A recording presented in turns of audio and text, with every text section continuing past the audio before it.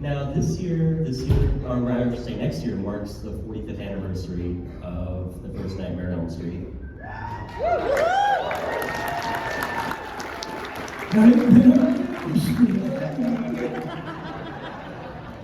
I know you've talked about this many times before about being cast as Freddy, but for those in the audience who might not have ever heard the story before or aren't quite familiar with it, can you talk a little bit about being cast as Freddy? Okay, for those of you that have heard this, I apologize. It's not fresh, but it's an interesting story. I had been hanging out at a new wave bar in Hollywood.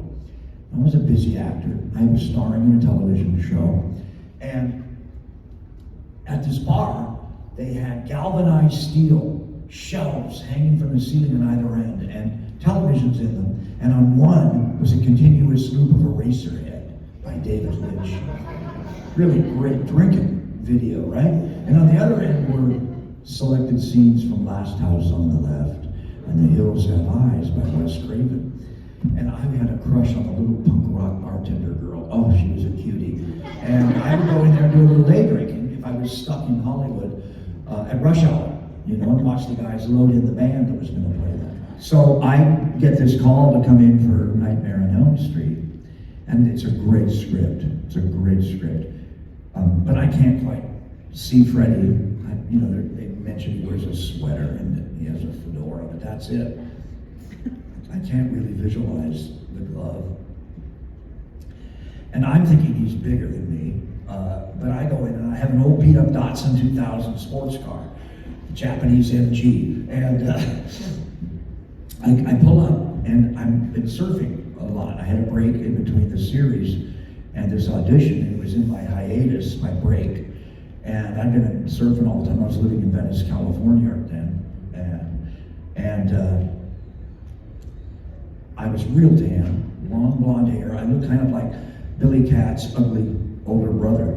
And I looked in the rear view mirror and I didn't, you know, I'm all tan and my nose is peeling. So I go into the hood of the Datsun and I get the dipstick out, I took a little grease, and I greased my hair down.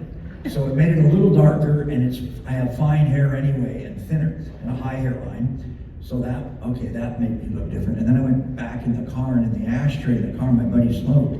He put a cigarette out, and there was ash in there. There's an old makeup trick from the theater using ash and saliva, and you can put it under your eyes, and it's like circles under your eyes. But if I came right up to you now, you couldn't tell I had makeup on. You would think it's real, that Robert Englund just had a hangover, you know. So I put a lot of soot under my eye, and that sort of sunk my eyes in, and I buttoned my shirt all the way up, just because that looks strange, you know. And I went on the interview. I look kind of like a convict, you know. And I've been playing a lot of those on television.